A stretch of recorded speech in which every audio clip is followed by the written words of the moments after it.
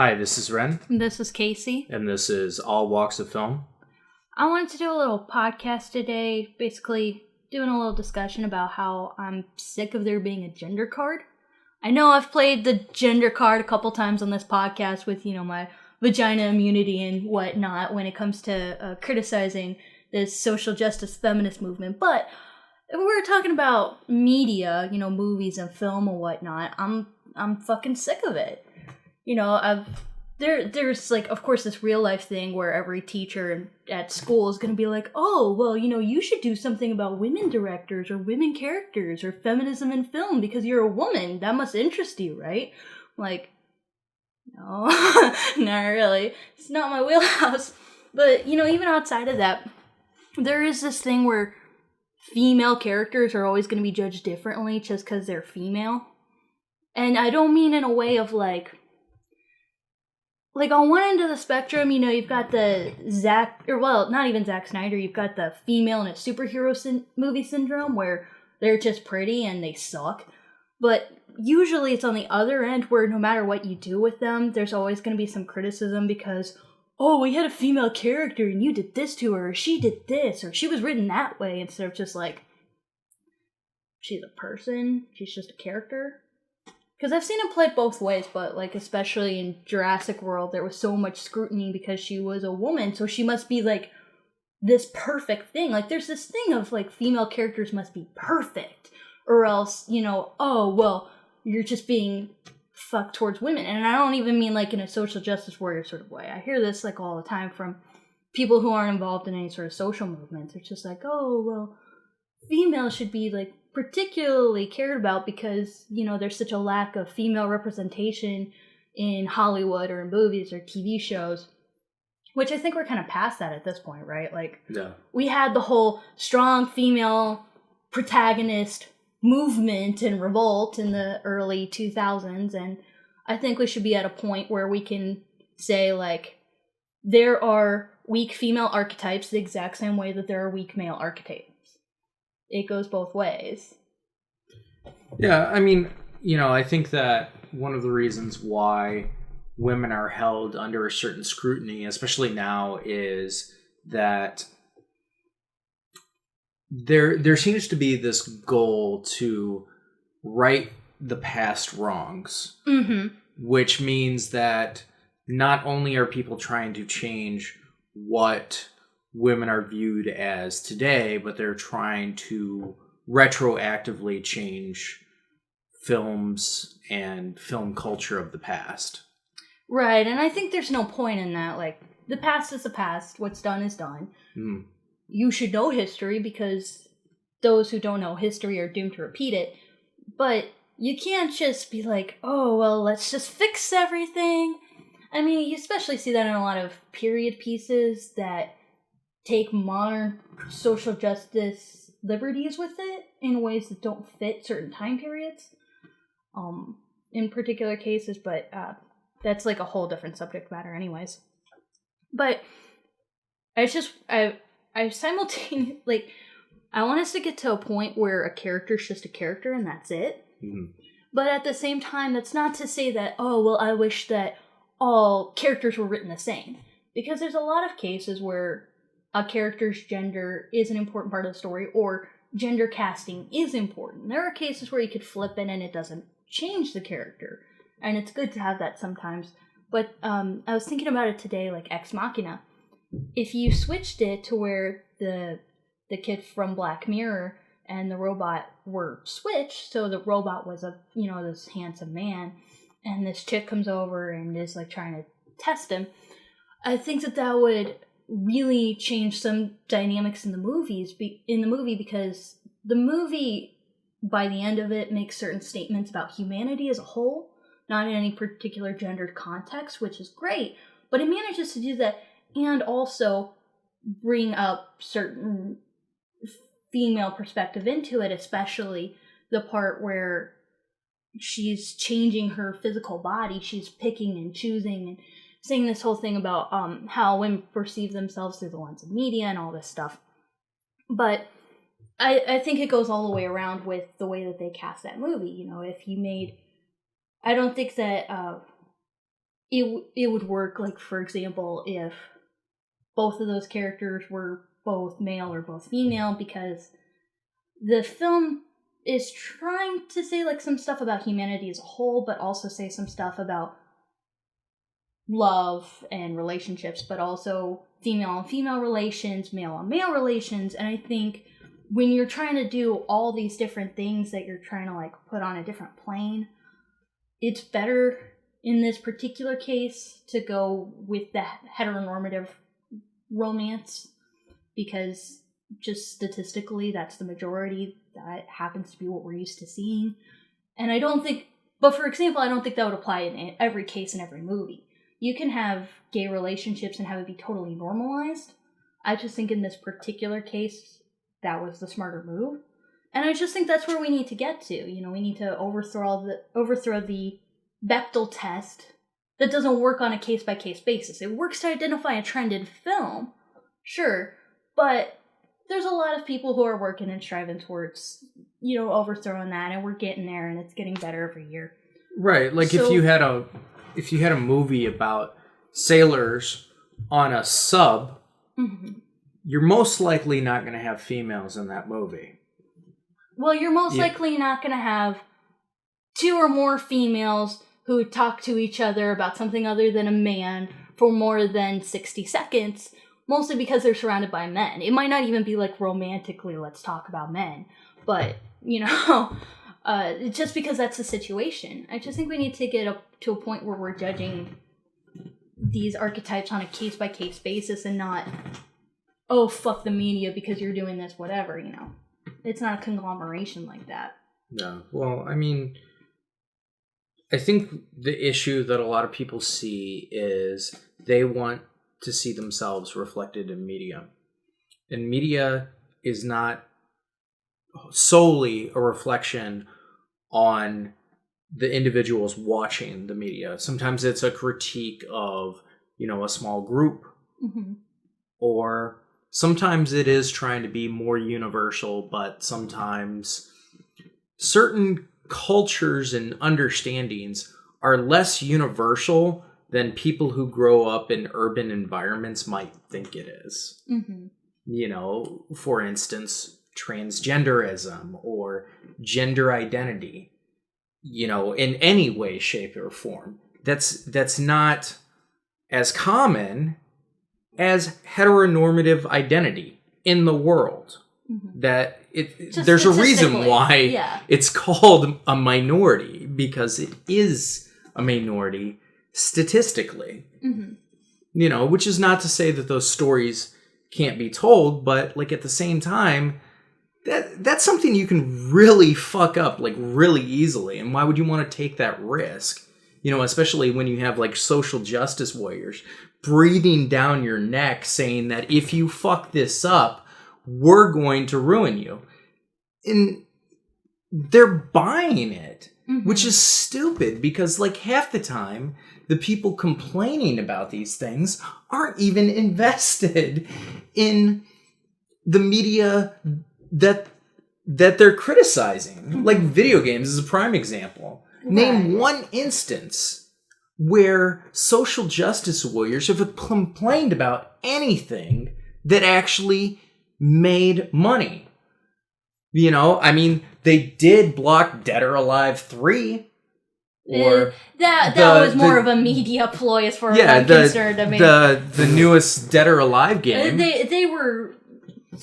They were showing what side of the fence they were on in that particular case. Yeah, but that, like for example, that is a show of force. Well, like they banned the sale of GTA 5, you know, that sort of thing. But getting away from video games for a second, we're getting to a point where gay relationships, where trans identity are being normalized in the media. When we get to a point where being trans is something to celebrate within society, we're getting to a point where it's becoming normalized. You know, I think we'll eventually get to the place where people can just be judged by people and characters or whatnot, especially in film. And I do mean when I say celebrated, I walked by a Sephora on my way to work, and they've got like big ads in the windows and whatever, and they had a transgender model, and they make like a special note on the thing, like, this person is a transgender model, the first transgender model to walk down the Paris runway, something like that. It's being celebrated now, and there's nothing wrong with that. But I'm saying, like, we're getting there. But can we, like, get to a point where, we don't have to judge it? Oh, well, like, for example, I don't hate Black Widow because she's a chick. I hate Black Widow because she's a shitty character, and everybody likes to give her a pass or judge her too harshly, one or the other, just because she's a chick, and I just don't like her because she's boring as fuck. But I want to address this trans thing for a second. Okay. Which is... It's part of the gender spectrum, yes. Yeah, it's part of the gender spectrum. And, like, most of the times, like, the way that it's portrayed in media is, like, not interesting. Now, there are plenty of films that I've seen that have very interesting trans characters, like Hedwig and the Angry Inch, The Crying Game, spoiler, and you named 2. Tangerines came out this year, which you haven't seen. Well, I haven't seen it because I was like extremely busy, but right. Like, some people made the complaint that Silence of the Lambs was about that, but I think the movie is a little bit more complex than that. Yeah. We were just watching Tokyo Godfathers last week with your mom, and Hana in that movie had a very complex identity that... This isn't to criticize your mom. She's very progressive, and she seemed to have some issue with, like, oh, so they're calling this character a homo and trans. That's not the same thing.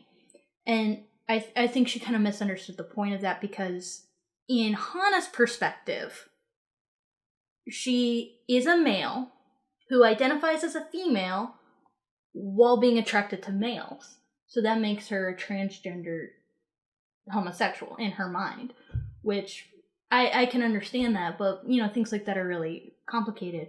Right. I bring that up because I love Hana. She's awesome.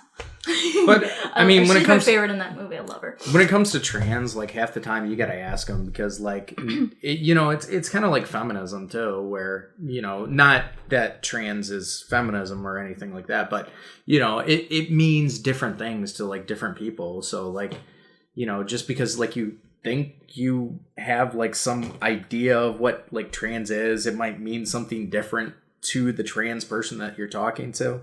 Don't even get me started on these, like, trans people that are actually cis, and it makes no fucking sense, and I'm just like, what the fuck is gender anymore? Can I call you something other than your name at some point? Just, I'm trying to be respectful, but, like, you're giving me very few options to do that. I don't know. Well, I always give you props, because when you don't understand things like that, you try to understand and not just be like, oh, well, fuck you because I don't get it. But, I mean, at the same time, you just kind of got to respect that people have the right to be called or identify as or do whatever they want, because it doesn't really affect anybody but them. Yeah. If you have to, call somebody a singular there, that doesn't really affect you. That's just what they want. And, yeah, you have to ask, and it really sucks when people don't identify in the binary, and I'm not saying that they should, I'm just saying that when they're in that situation and then they get really pissed at you because you don't understand when there's something like really weird. Like Hana, you only know that because you spend a whole film with her and she talks about it in depth on a few different occasions. But if you're just like meeting somebody like for the first time, like I'm sorry, like, not everybody fucking hates you. Right. Sometimes people legitimately will just call you the gender that you appear. And I don't think there's anything inherently wrong with doing that. That's how we've done it for a long time. I also don't want to get to a certain point where people are like, oh, but what gender pronoun do you want to be called with? I'm a guy, I have a beard. I'm a guy, I don't want people like, oh, well, Ren, what gender are you? To be fair, generally when that happens to you, I'm assuming it's when you're in the Columbia classroom and it's the first day of class. Oh, nobody asked me that question. Oh, well, I've had this so many times at Columbia where it's the first day of class and everybody has to go around and make their introduction and they give you the prompt, say your name, what major you are, where you're from, one nice thing about yourself, and your preferred gender pronoun.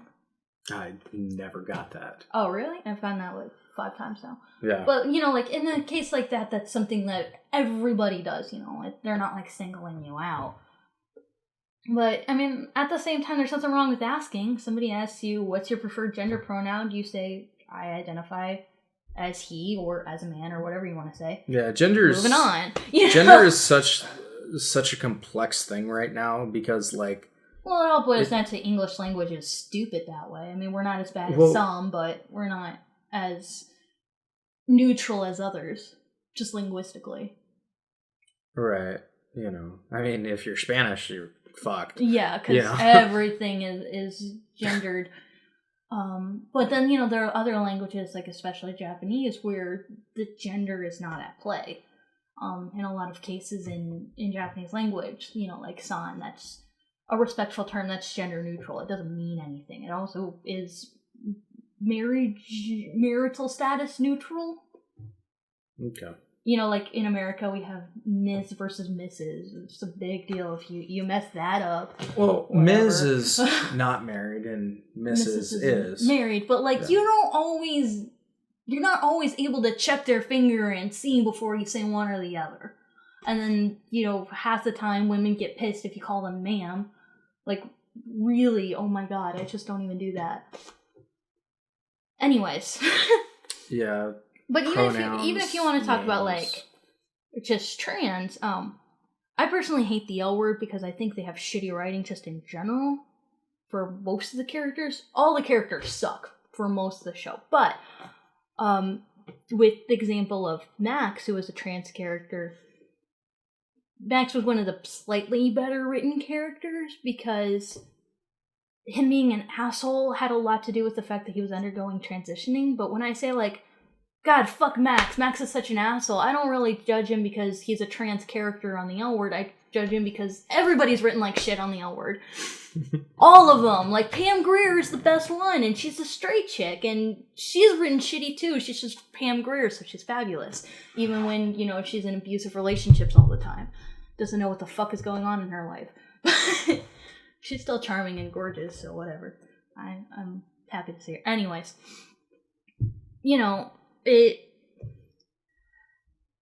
I just want to get, like, past that. Can we just get to a point where character is a shitty character because they're actually a shitty character and not because, they have to be the second coming of feminist archetype because mandatory. Really? And even half the time when they are, whatever that might mean to a particular person, people get pissed anyway. And it's just like... Well, that's because people... Can we get pissed at the fact that there are shitty male archetypes, like, everywhere?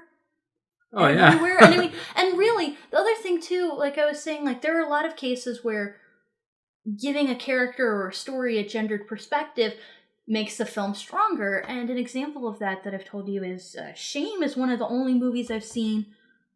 I mean, I've seen, like, a handful specifically with you, but... Well, no, because I saw a lot of them before we ever met. But anyways...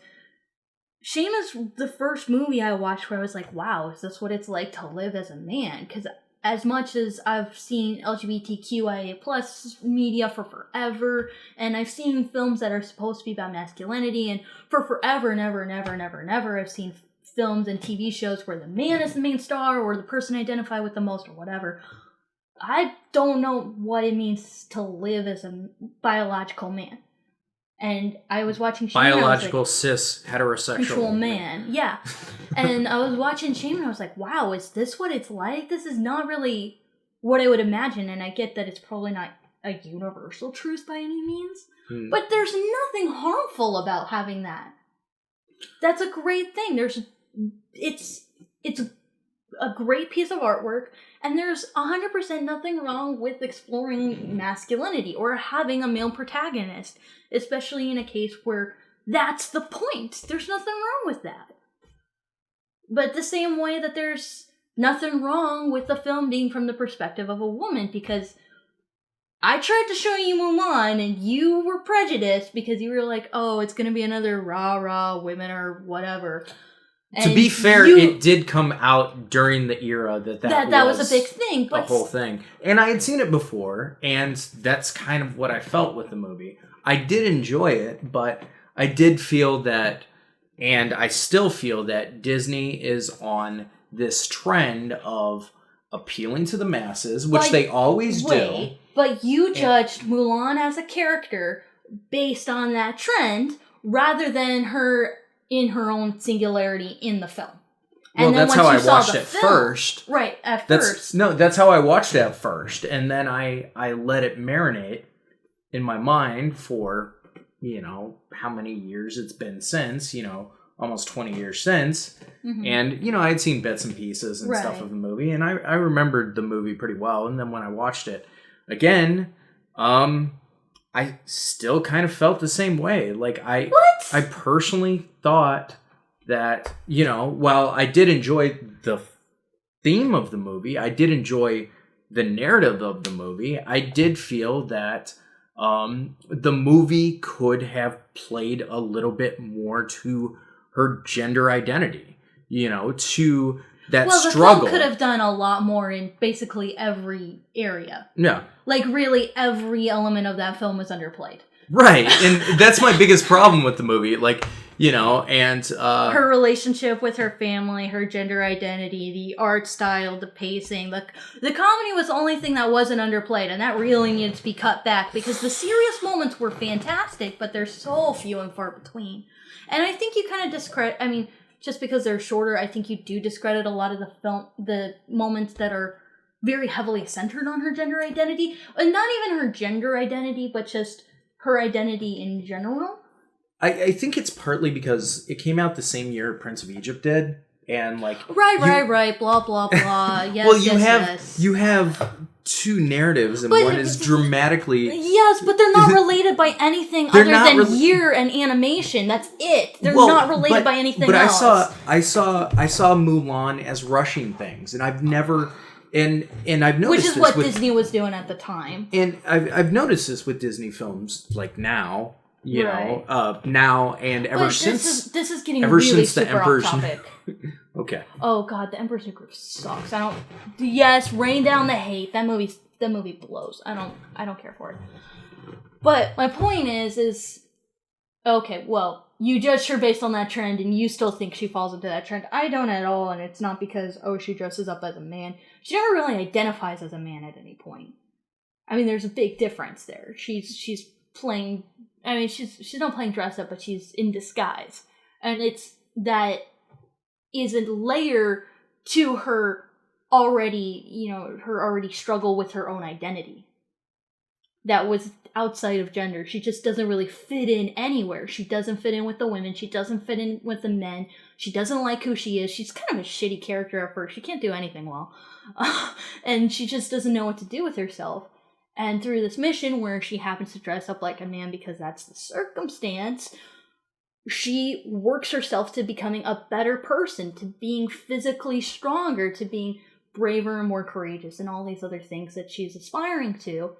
But it's not like she goes back home and she's like, I want to be called Ping now. It's not like that.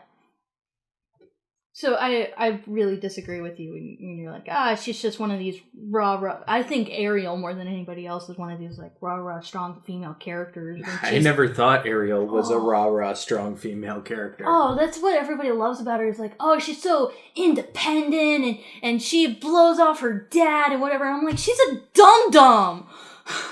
I don't see that as a strong female character. She's like the cautionary tale to tell your children, don't act like Ariel, kids. Ugh. I don't know. I mean, like, I know you don't like the movie, but that's kind of what I liked about Ariel. I liked the fact that she was naive. She was naive, but she was stupid. Oh, you're 16. You're totally old enough to run off, make your own decisions, leave your whole life behind, and she's a fucking fish, for crying out loud. And destroy your body for the sake of this dude that you've seen for 2 seconds who just happens to be really pretty. That's part of what leads to like this whole phenomenon of 16-year-olds who are like, I'm an adult, I'm gonna have sex with a guy so I can get pregnant and have a baby. Okay, not directly, that was a stretch. But there's no part of Ariel I see as like a good role model by any means, and everybody fucking loves her because she has red hair, I guess. Okay. Anyway, I guess we're kind of adding to the problem here, but it's just like, for example, everybody thinks like, oh, your favorite female character must be Furiosa. I'm like, Furiosa's not my favorite character in the movie. I identify with Max and Nux more than I identify with Furiosa. I look up to her because she's fucking awesome, but is she someone I identify with, or like I think I could be like? No.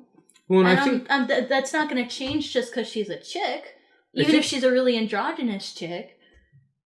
I think one of the problems with Furiosa is the fact that like much of her character arc is through a cipher. Like you're interpreting everything based on her mannerisms, based on her eyes, and based on her actions.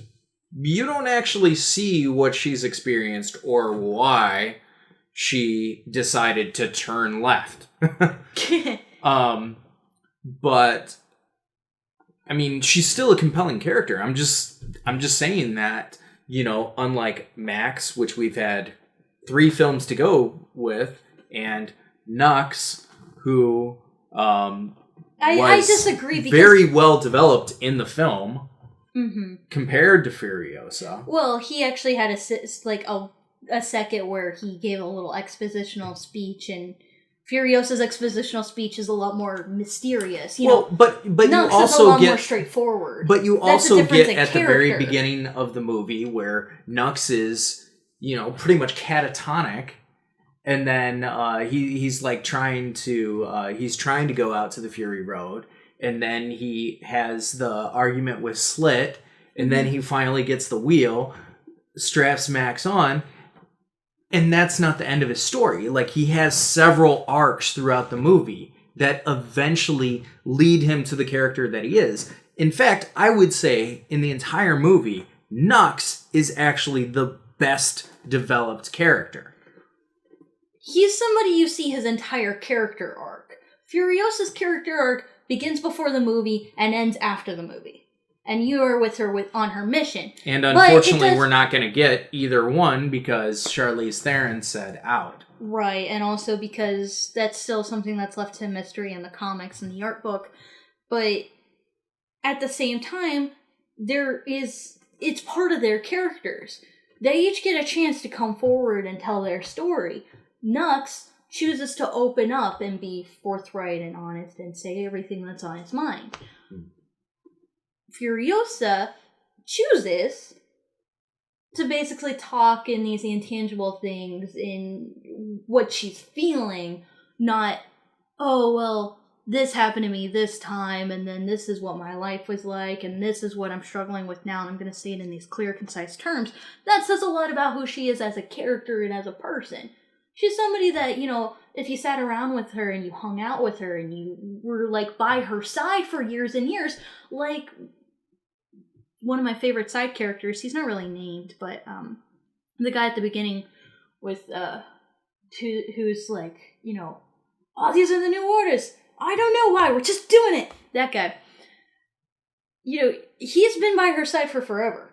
He trusts her implicitly. He doesn't know a goddamn thing about her. She would never open up to him. She probably wouldn't open up to anybody else either. And from what we see in the comics, she's never opened up to the wives. That's just not a part of who she is.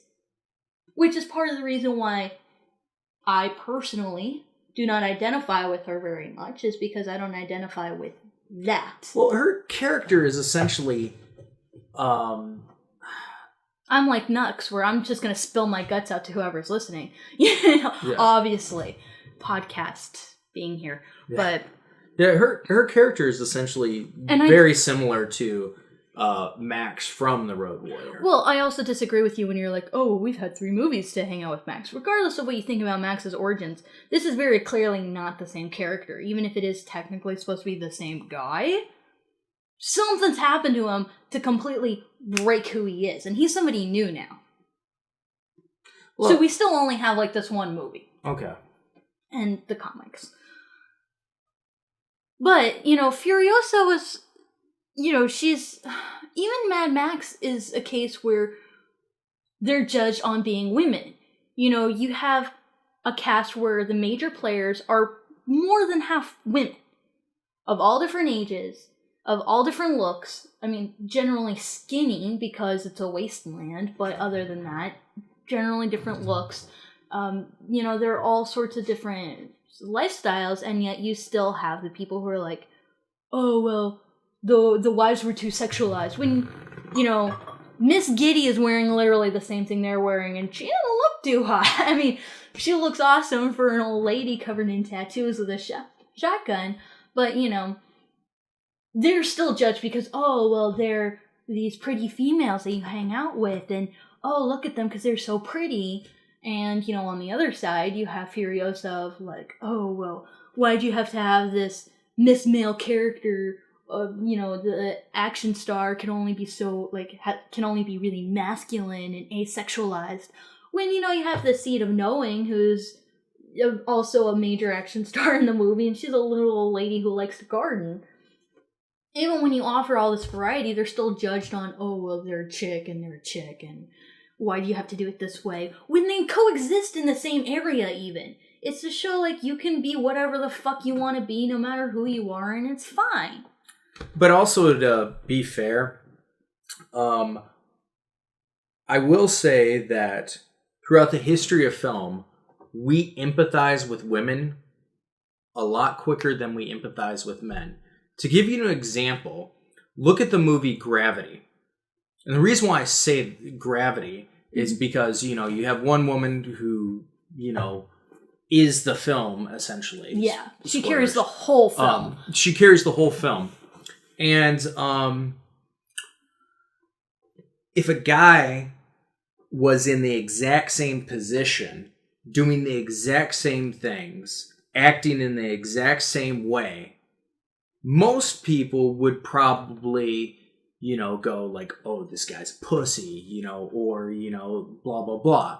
There's like a gendered expectation for a character. Mm-hmm. But whereas the women get to have the struggle, the women get to have, you know, these moments of terror and all that kind of stuff, and, you know, visible stuff. And when they do it with guys, they've done it with guys. Mm-hmm. Every fucking comment is, what a pussy, this guy cries too much, et cetera, et cetera. I'm including everything with the character. And I mean, prime example, Jack from Lost. Mm-hmm. You know, who I honestly think is a great male character that resembles what more guys are like, but every comment that I read online is, Jack's a pussy, Jack's a pussy, why does he cry so much?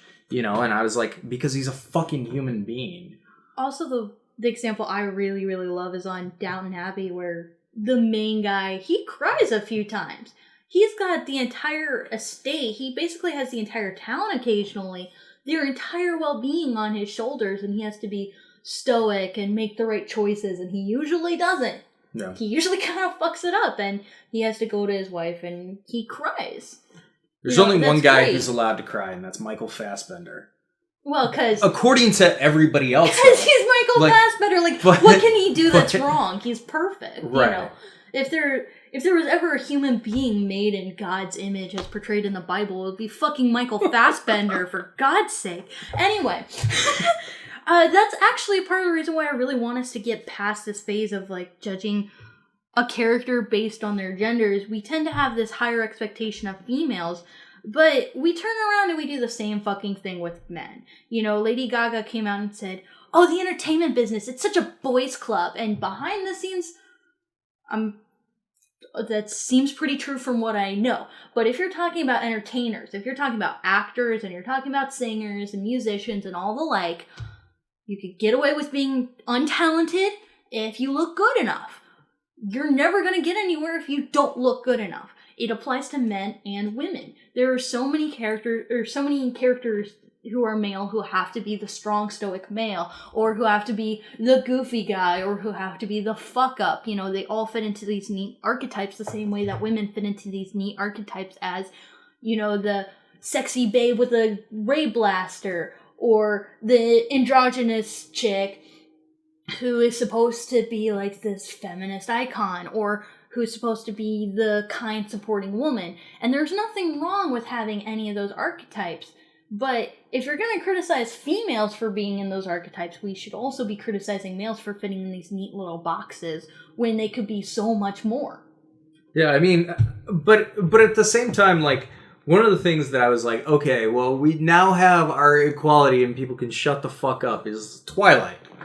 You know, and the reason why I say that is because, like, you know, there's so many movies that have come out, you know, over the past, you know, 50 years at least, you know, probably a little bit more, but, you know, movies were tamer back then. But there have been so many movies with, like, you know, the entire point is just to show off hot chicks. And the movie sucks. And they might make a handful of them, and when the Twilight movies came out, I was like, well, this is the equivalent of that. Okay, equality. Now can we move on and make good movies? Right, but even this gendered lens still, it really bugs me, you know. There was that time when we went out to the bar on Christmas, and this guy was asking, you know, he was just being nice. We were talking for a little bit, and he was asking us, like, oh, whatever. I was like, oh, we're film students, you know, he's the director guy. I like to build, you know, props and sets and stuff. And he was like, oh, don't let that man outshine you. And I'm like, I'm not gonna change my entire career path because I'm a chick and it's the right thing to do, or whatever the fuck. I'm gonna do what I'm gonna do because that's what I want to do. And then he was like, oh, but I really love this one film, you know, who's the chick who did The Hurt Locker? You gotta know because you're a woman. And I'm like, well, I know because films, but, you know, I've watched the Oscars for the past several years, but I'm not an automatic vestige of female director knowledge, because that would have to include being very familiar with the chick who co-directed. Well, like, you know, Twilight is the most successful film directed by a woman. No, it isn't. Well, Frozen was co-directed. Oh, it was? Yeah, it was directed by a man and a woman. Okay. So I would count Twilight, the first one. You know? Yeah, since every film was, like, directed by a different person, I think. Yeah, there were guys and women that directed them, so... Yeah, but it's like, you know, Sofia Coppola is never going to make my list because, in general, I don't like her films and she bores me to tears. That's not going to change because she's a chick and rah-rah. You know, I'm still going to watch a Tim Burton movie before I ever watch a Sofia Coppola flick. I don't know, you still haven't seen Planet of the Apes. And I never will. Planet of the Apes was the perfect franchise. They had the original series, which was fantastic, and they immediately went into the new reboots, and that was it. Perfect franchise. Yep, that's the way it is.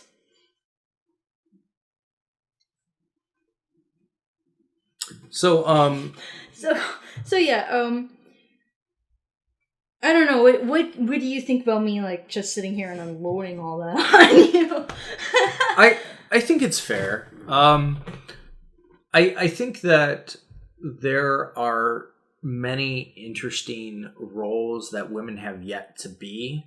But I see this trend that Hollywood's doing now. I did want to bring that up, actually. I know where you're going. My trend is, let's take the same old shit that Hollywood has been doing for the past 20 years, and it's boring as shit, and somehow it's new because there are chicks in it. You know, a primary example of this, you know, I know you like the movie, but this was like kind of the start of it, which was The Heat, which was essentially Beverly Hills Cop or Lethal Weapon with chicks. Right, and I mean, I only kind of like them. That movie is not very high on my list. That's a movie I have watched. Yeah. And, you know, and then Bridesmaids was, you know, an example of, oh, women can do gross out comedy too. And now, which it's not as if that hadn't been done before, but that was the first time it was a major financial success. And now you have half the crew of Bridesmaids that's like, hey, guess what? Ghostbusters, we all know you love the characters and you want to see Dan Aykroyd and well, I think that's a much bigger Bill problem. Murray. I think that's a much bigger problem than Bridesmaids, because Bridesmaids, it was its own story and it had its own original characters and whatever. It was doing its own thing. Yeah. This is cut and copy. Let's just take this exact same thing that you guys all like and just make them chicks. And women love that. Because they did that with Thor, too. And all these women came out who were apparently not comic book fans, who came out and were like, female Thor is awesome, lay off! When all the comic book readers were like, fuck you for making this shitty female character. But make another one and write her better, which I think is fair. It doesn't even look like they've created like new characters. It looks like, okay, this person's the Dan Aykroyd role, this person's the Bill Murray role, this person's and they have the male secretary. I mean, it's that fucking cut and paste. Yeah. And I'm just like, can we just make original female characters and stories and do it that way? I don't care if you want to make like an all-female cast and have your girl power, whatever. That's great. Go fucking do it. But can you it's just for the sake of, can you make a better product than that? Yeah, I mean, like, honestly, like, I think for like a Ghostbusters like reboot, that's a great example have of like a mix, have like a mix of genders, and have it that way because they're a team. And, possibly have more Ghostbusters because now Ghostbusters has become a thing. So there's, guy Ghostbusters, there are women Ghostbusters. Hell, there might be Ghostbusters around the world. Like, it might be like, a brand now.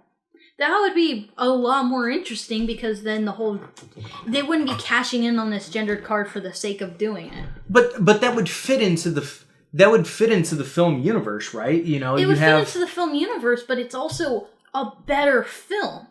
That's all I'm saying. It's like, don't fucking crap out just because you're gonna have an audience because, girls want to see stuff about girls, right? Well, not always.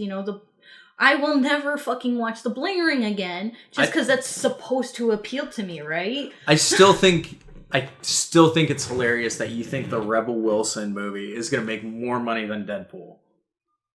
We saw the same fucking thing with Pitch Perfect versus Mad Max. There's a lag in the market. Okay, but that's Pitch Perfect. That's not Rebel Wilson. No, but how many comic book movies are coming out last year? This past year, Mad Max did poorly at the box office because it was sandwiched between It didn't two do movies. poorly. Wait. It got second in the box office. Wait. And then it got a re-release. And now it's getting another release this year. So how's it doing poorly? Wait.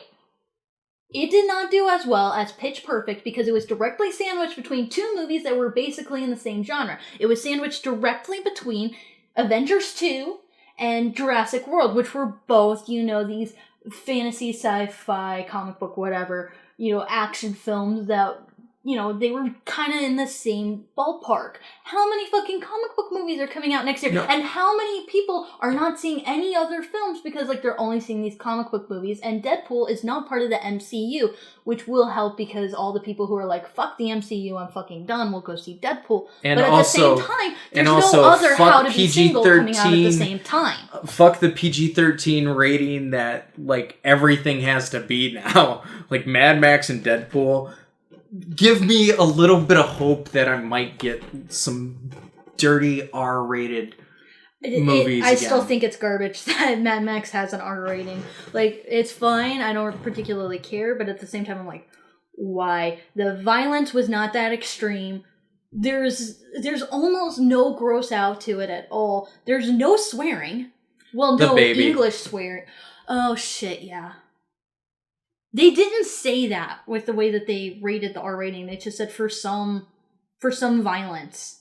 That's literally what they say is for some violence. But you're right, it probably is the baby because that is disturbing. That's the part that upsets me every time. And it should. There is nothing wrong with that scene upsetting me. If it's not upsetting me, they're doing something fucking wrong. That scene really, I give them props for that because... Yeah, because probably Hollywood was like, hey, if you cut out the scene, we'll make it PG-13. And George Miller's like, nope. Fuck you! No, that if they fucked with that, that really might have taken Mad Max down a star for me. Yeah. Well, they did fuck with Snowpiercer. Because there is actually more to Snowpiercer. I want more Snowpiercer. I want better Snowpiercer.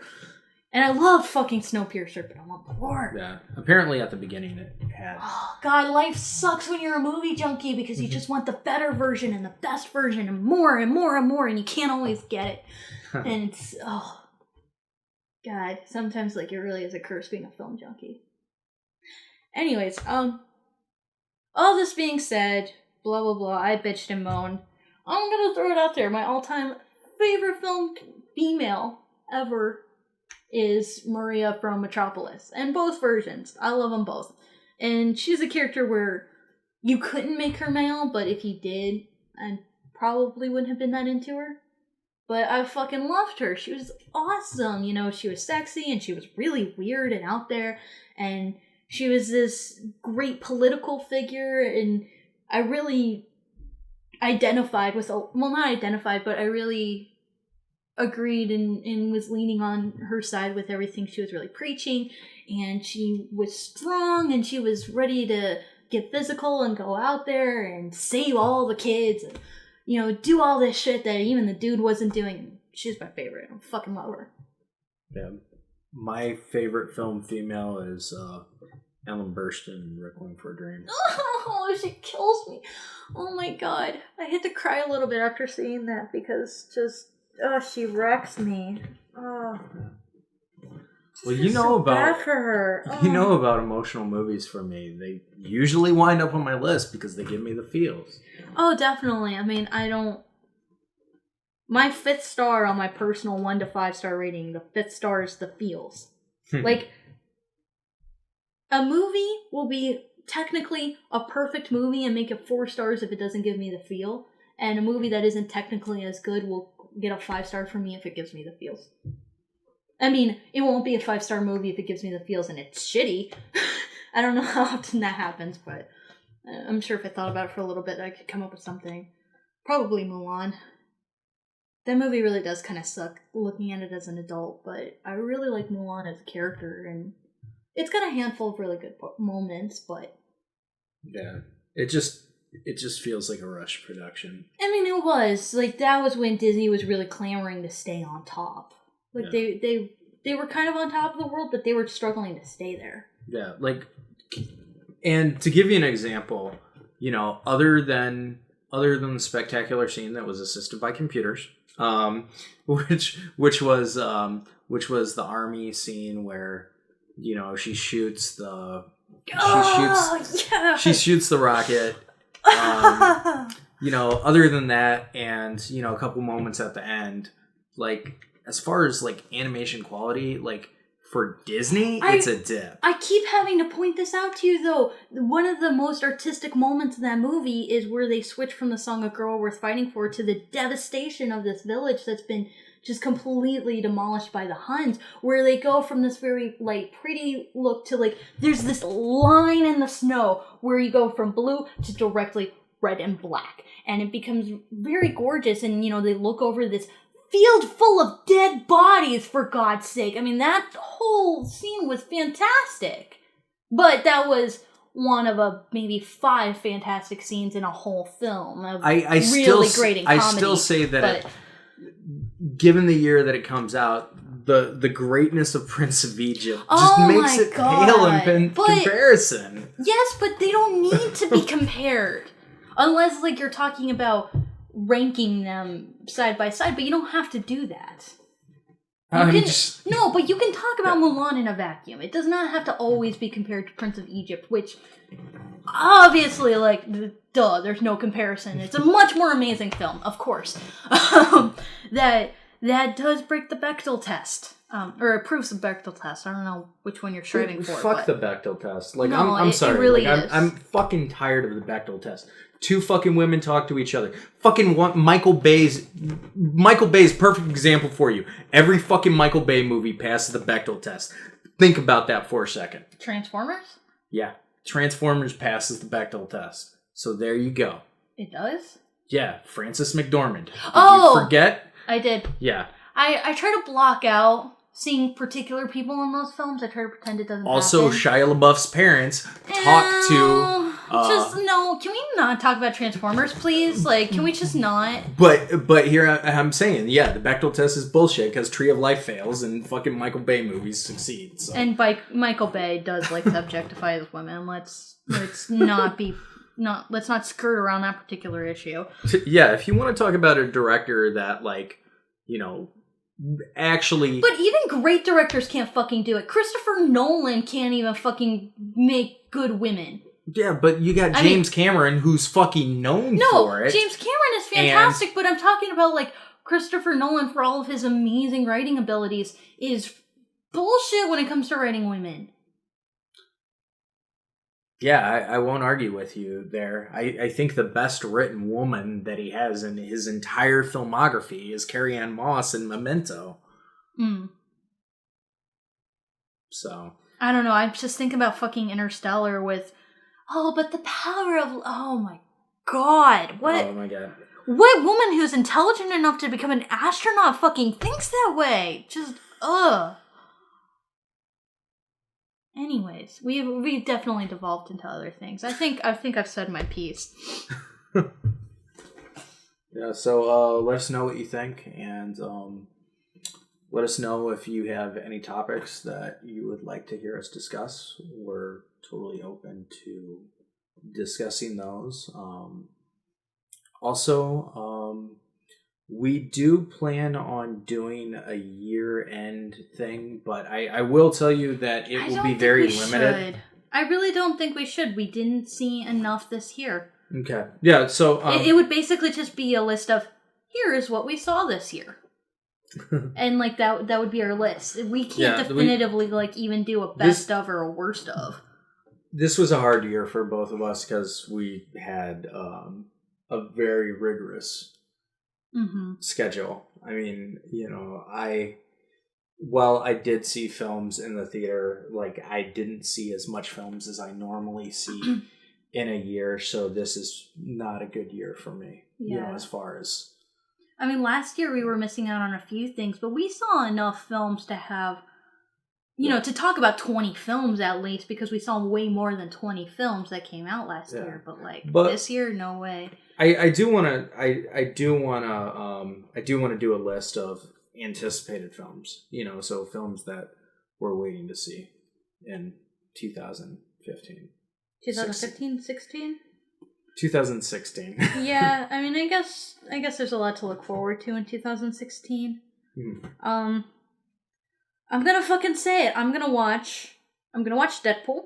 I'm going to watch X-Men Apocalypse, and I'm going to say fuck you to the MCU, and I'm going to say fuck you to the DCCU, or whatever the fuck, because it all looks like fucking garbage.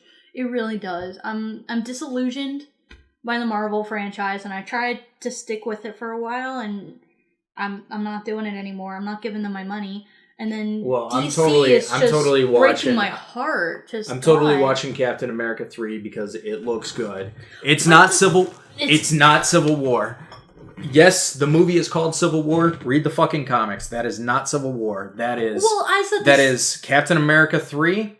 Well, I was trying to tell you that for the longest time. You were like, oh, what's the problem with making, Captain America 3 Civil War? It was like, well, you're going to have to push off the entire... Well, first of all, you're trying to fit all of Civil War into one film. Yeah, strike one. And strike two is you're going to push it all off to the side so you can have Captain America's story. So basically there is no fucking Civil War. And they're pushing it aside to do Infinity War. But I want you to go to hardcore comic fans and ask them, which do they like better? Infinity War or Civil War? I don't know any comic book fan personally who will pick Infinity War over Civil War. I know, because Civil War was fucking awesome. Civil War was fucking awesome. It's a little too dark for Disney, though. Well, exactly why they're just like, we're just gonna put that in there so we can add this in seats. We're not really gonna do that. Yeah. No, we gotta keep it nice and friendly for the kiddies. I mean, to be fair, like, the Captain America movies are the only time that the Marvel movies tend to be a little bit edgier, and I'm not talking about the ones owned by Fox, because Fox can do the edgy shit. X-Men does not count as MCU. Yeah, neither does Deadpool. Which is why I'm going to go see those two. But even DCCU, or whatever the fuck we're going to call it now, it's really disappointing. I mean, I get that they're coming off the heels of the Chris Nolan film, so like, how do you measure up to that? But at the same time, it feels like they're not even fucking trying. I think Suicide Squad will be, I think it will be I waited so long for you, Harley! God damn it! I think Suicide Squad will actually be a good movie, but I really hate the production design of it. I really hate the production design of it. The casting looks great. Nothing in the trailer got me interested. Like, if I had no interest in comic book movies, that would not be the one to get me. Absolutely not. And surprisingly, like, I'm like not a huge fan of Deadpool. Like, I'm gonna read the Deadpool comics now because, like, oh my god, Deadpool looks so fucking good. Every trailer, it's just better and better, and he's kind of hot, and that helps. And not like when he takes off his mask and he's a normal guy. I'm talking about that close up on like that nice tight spandex ass, just like, I want to get up on it. I swear. He's definitely the hottest superhero because I don't really... the only guy I would go for is Star-Lord because he's funny. He makes me laugh. Well, Ryan Reynolds is an attractive man. Wait, what's the... I like him because he makes me laugh. I don't know. I can't do a good Jessica Rabbit, but it's like that, you know, where it's just like... Also, you know, cute. He's always been cute, whatever. I don't even have any good chick superheroes to look up to, though. Because, I mean... Who are the hot chick superheroes? Gal Gadot is scrawny as hell and one of the most unattractive women in Hollywood right now. I mean, God. If I feel like I could poke my eye out on her shoulder, just, ew, gross. I heard Bryce Dallas Howard is going to be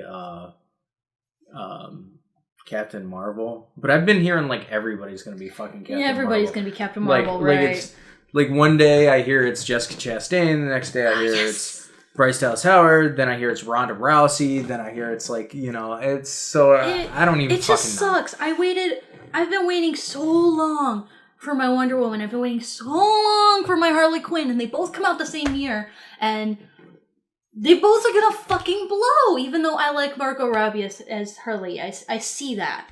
But I just hate what they're doing with her, and it's not Margot's fault. My official prediction on... Batman versus Superman is they're gonna fuck up a franchise on the first movie. Oh my god, people were so pumped. Like, so pumped for this movie.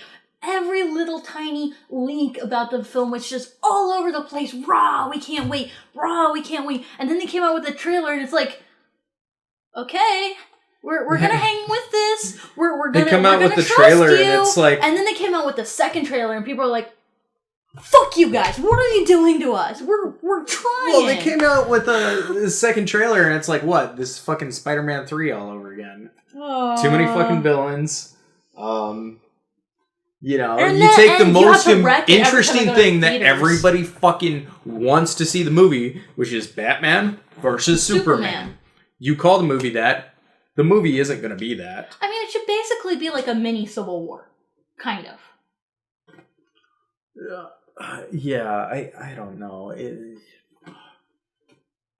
And, you know, like, people are all hyped about it, and it's like, do you remember Man of Steel? Like, I mean, I personally liked Man of Steel, but it's like... they were going to address some issues from Man of Steel in the first trailer, and now with this new trailer, I don't think that's what they're fucking doing at all. Yeah, plus, like, boys! Oh my god. What? Why did you have to put the Riddler in this movie? He's my least favorite. Eisenberg as Lex Luthor. Dude, watch the fucking comics. So Lex Luthor doesn't become like... So, is that what they're doing? That instead of Enigma, they're going to have Lex Luthor turn into the Riddler? Because that's what it looks like. I wouldn't put it past them. At this point, it's just like... And fuck all the people who were in the movie theater who saw Gal Gadot. We're like, yeah! No, they're just like... No. The same crowd of people who got up and clapped and cheered when they saw fucking Gal Gadot as Wonder Woman were entirely silent when Princess Leia came on screen. And only for Princess Leia. And I'm like, fuck you guys. No. It's General Leia. Right! Well, I mean, anyway, we've talked about that. She'll always be royalty to me. Ew, that just sounds gross. It's a line in the movie. I know, but just like, whoa. Oh. Gag me with a spoon. Well, here you are making this whole complaint. But I know, and I immediately put them side by side. But it's the difference between having this, shitty superhero female syndrome where she's too fucking skinny and she has no acting range and she, in the trailer, does fucking nothing except for stand there and look pretty. And then you cheer for that, and yet when it comes to somebody who actually does shit, you're like, nope, you're going to be the only person out of everybody who comes back that we don't cheer for. To be fair... Even dead R2-D2 got a clap. I mean, or a bunch of claps, like... To be fair, General Leia didn't do much shit in The Not Force in Awakens. this movie, but... Well, we didn't know that when she came on screen. In the original trilogy, she did a shit ton of shit. She was in the middle of everything, like, doing stuff. And the opening crawl made it look like she was doing stuff. Yeah, she did a lot of stuff in between episodes 6 and 7. We didn't get to see any of that in this movie, and that was disappointing, but... She also liked kissing her brother, which she revealed in Return of the Jedi. She does not like kissing her brother. She did it once as a ploy. But she revealed in Return of the Jedi, somehow I've always known. So that, No, that's... Yeah, okay, it's fucking weird and gross. That's why they edited it out. It's fucking weird and gross, yes. I can't even argue that, because... Hey, I mean, what's to say what sexual norms are on Tatooine? No, but even in the original trilogy... The uncut, unspecialized one, she's like, oh, well, he's my brother, smooch, and as she's kissing Han Solo, he has this look on his face like, shit, this is the same mouth that kissed your brother, ew, ew, ew, and then she moves away from him, and then he's like, I'm smiling now, kind of, this is really perturbing, and I don't know how to deal with it. It's super hilarious, oh my god. I got all sorts of riled up. I don't know why. Alright, so give me an example of the worst female. Oh my god, there's so many shitty females. Yeah, but to be fair, there's so many shitty males too. Give me an example of one that's just like, oh my god, what the fuck? You were the worst fucking role model. I know what mine is. Who's yours? Bella Swan from Twilight. I mean, it's just hard to say because if you point to any female in a superhero movie, almost, I mean, not exclusively, but basically almost, they all fucking suck. And they're all supposed to be this awesome female role model, and they all fucking blow. I mean, not like Bella Swan, but I mean, to be fair, all of the male characters blow in that too, and they're all shitty role models. I mean, it all fucking sucks ass. I don't know what you want. I mean, I do like Jessica Jones. Even though that show, from what I've seen, and I've only seen the first 5 episodes, but it's not really a superhero show. Right. Which is kind of what I like about it. It's like, right. I'm sick and fucking tired of superhero shows, and then you have a character that... fucking hates people, is kind of gross, and,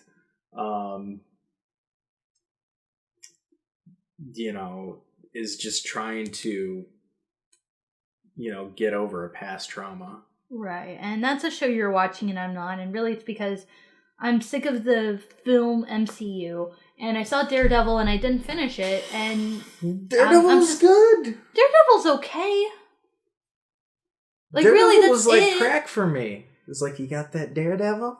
No, I mean, I like Fisk a lot. He is literally the only MCU villain that's anything. But I was just watching it for Fisk. They got Bullseye and Elektra coming the next season.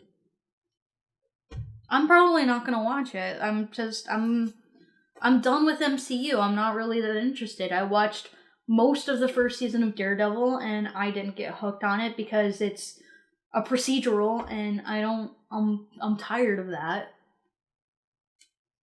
And to me, he has Superman syndrome where, I mean, he's blind, but it doesn't really affect him in any way, and he's just kind of perfect, and he gets his ass beaten sometimes, but he always... as a Daredevil. Well, he gets his ass beaten sometimes, and he's like, that hurts, and then he gets up and he does it all over again. But not Not like Batman getting his spine broken or like... Okay, that was a significant moment. No, but it's... But here's the thing. Here's the thing that you don't know about Daredevil. Daredevil is one of the few characters that has more people die under his hand than fucking Spider-Man. Okay, I mean, yeah, that's true, but I'm just... He's a more tragic character than Spider-Man. On paper, but there's nothing about his character that appeals to me as Daredevil... Or as Murloc, what's his name? Matt Murdock? Matt Murdock. And I mean... I disagree with you. Well, that's fine. That's why you can watch it and I'm not going to watch it. It's just, I don't empathize with him at all. And I mean, I get the story and I see that it's decent writing, but I have no feels for it. And in that case, I can't dedicate myself to a television show of it. I'm just not going to do that. I'm just going to stick to rewatching South Park for a 5th time. Yeah, which we are going to do an episode on that. Oh, this South Park. South. Season 19, yeah. Yeah. I will say I have very bizarre taste. In my top favorite television shows of all time, I have Gilmore Girls and South Park. Yeah, mine's like Battlestar Galactica, Breaking Bad, South Park.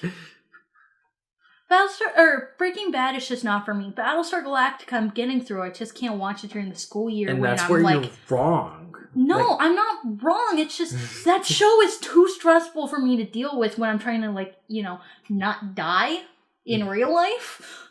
It's too stressful for me to see people who could die. Battlestar Galactica is amazing, and when I finish the show, I'm pretty sure that's going to be one of my favorites too. No, I just said Breaking Bad is not for me. That's all I said. I will say, without a doubt, that is one of the best television shows to ever be on TV. I would be deaf, dumb, and blind if I didn't say that. It's just not for me. That's all it is. And that being said, I've seen a lot of it. It's a great show. I just don't love it. Yeah. I can't help that. Yeah, I mean, that's fair. It's just not for me. But is it one of the best,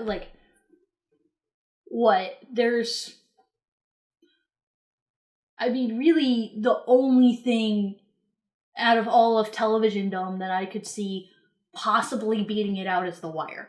Maybe. Breaking Bad is the best show ever, except for maybe The Wire. Oh, did somebody actually say that? That was...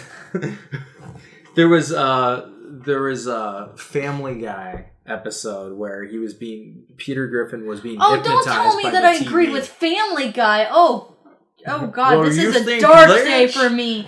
You think that's bad? Oh, this is actually really embarrassing. Oh my God.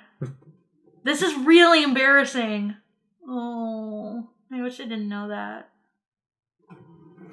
I was being genuine. I didn't know. Oh. All right. Well, I guess we're gonna sign off now. All right. Thanks for listening, guys.